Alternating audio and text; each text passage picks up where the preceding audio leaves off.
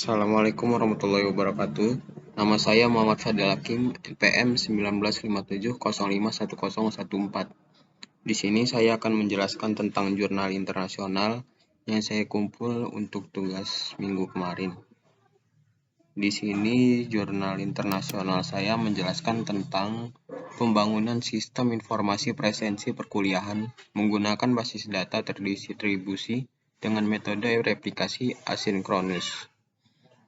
Nah, di sini jurnal internasional ini bertanggal 2 Desember 2015, volume yang keempat. Di sini ada ISSN-nya yaitu 23017201. Lalu di sini ada abstraknya yaitu tentang presensi.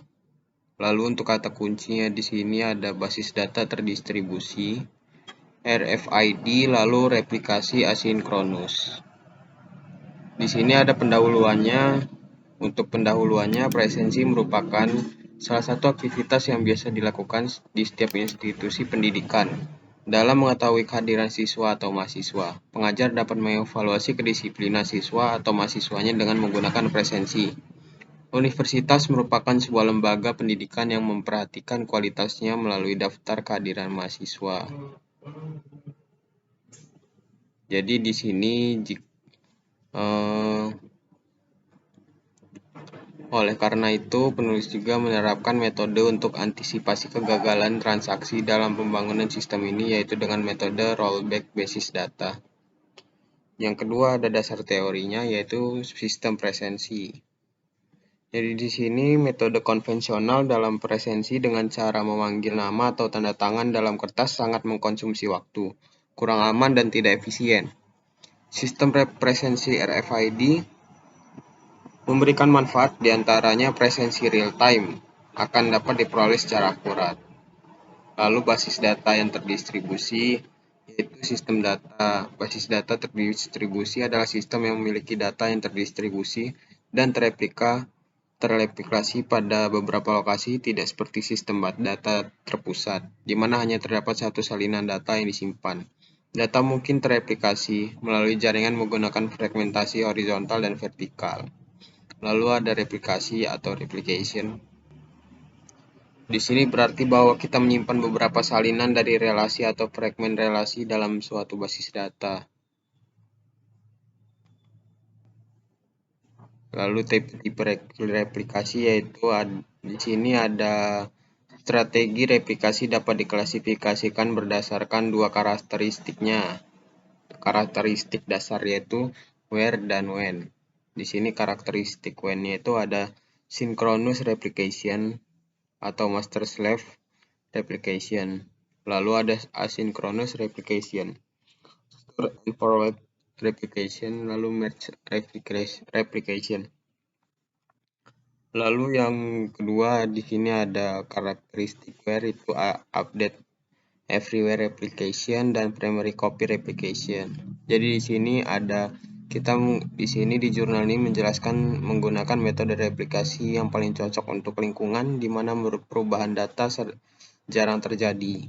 Seluruh basis data snapshot dibuat dan dikirimkan untuk pelanggan ketika sinkronasi terjadi. Replikasi snapshot merupakan cara termudah dalam teknik replikasi, karena tabel ini di-refresh setiap kali ketika membutuhkan penyalinan semua data.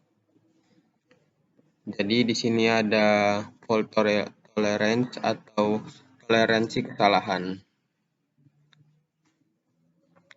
yaitu teknik yang menjaga data tetap konsisten ketika terjadi kegagalan. Lalu ada failover, merupakan proses pemindahan basis data, metadata, dan koneksi pengguna dari situs utama yang gagal atau shutdown ke situs sekunder sehingga pengguna tetap bisa mengakses data, juga menjaga ketersediaan. Lalu di sini ada teknik replikasi, ada fragmentasi, ada System Development Life Cycle atau SDLC, lalu RFID yaitu Radio Frequency Identification dalam sistem identifikasi, yang menggunakan radio frekuensi untuk mengidentifikasi objek dan lokasi.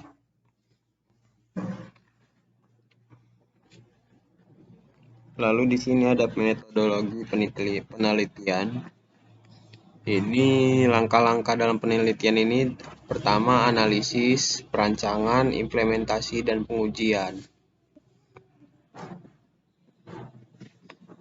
Lalu di sini ada analisis proses bisnis, studi literatur, tahapan pengumpulan data, perancangan sistem, implementasi. Jadi di implementasinya ini menggunakan perangkat keras RFID, UAF, reader, lalu RFID tag, Raspberry Pi, micro SD 10 GB, yaitu TP kabel RJ45. Perangkat lunaknya di sini menggunakan software bahasa pemrograman yang digunakan ini PHP 5.3, lalu Java, web servernya menggunakan Apache 2.0.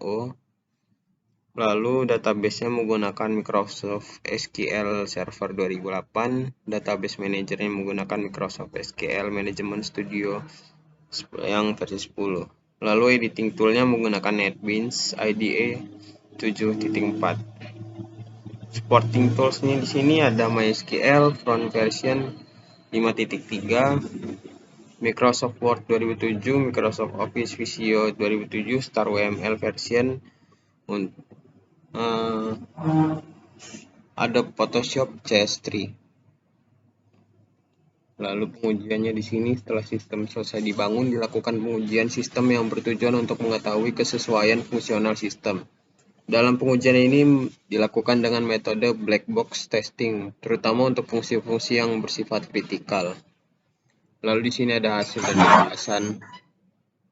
Di sini analisis proses bisnisnya, lalu lalu ada perancangan sistemnya ini, lalu dibuat use case diagram. Jadi di sini di use case-nya ini yang pertama dosen bisa melihat rekap data presensi kuliah, bisa melihat data presensi kuliah di RFID. Lalu di sini admin pusat servernya. Di sini dia bisa mengatur waktu transaksi data yang dilakukan secara otomatis, broadcast data penjadwal mahasiswa secara manual, lalu mengambil data presensi mahasiswa secara manual. Di sini sistem RFID-nya melakukan broadcast data penjadwalan dan mahasiswa secara manual, lalu mengambil data presensi mahasiswa secara manual, dan broadcast data penjadwal mahasiswa secara otomatis dan mengambil data presensi mahasiswa secara otomatis. Di sini admin jurusannya bisa melakukan ini semua. Lalu mengaktifkan status ajaran. Nah, di sini entity relationship diagramnya ini atau ERD-nya di sini.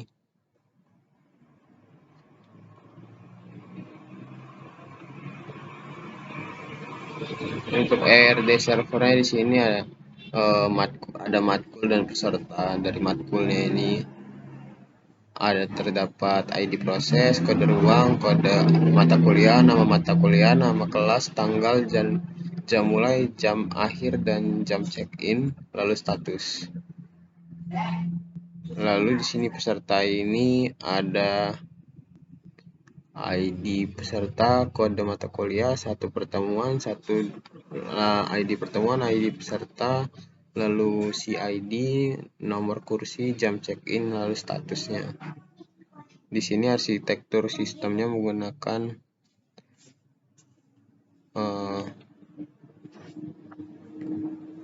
yang berfungsi untuk mengatur proses transaksi dengan bisnis data RFID di setiap ruangan dan sebagai repositori utama dalam penyimpanan data mahasiswa, mata kuliah, jadwal, dan presensi mahasiswa. Lalu di sini ada flowchart pengiriman datanya ini mulai dari broadcast data. Jika berhasil, maka simpan dalam database Raspberry Pi lalu selesai. Jika tidak berhasil, rollback ke database-nya, lalu broadcast data, lalu cek lagi apakah berhasil atau tidak. Kalau berhasil ya simpan dalam Raspberry Pi, lalu selesai.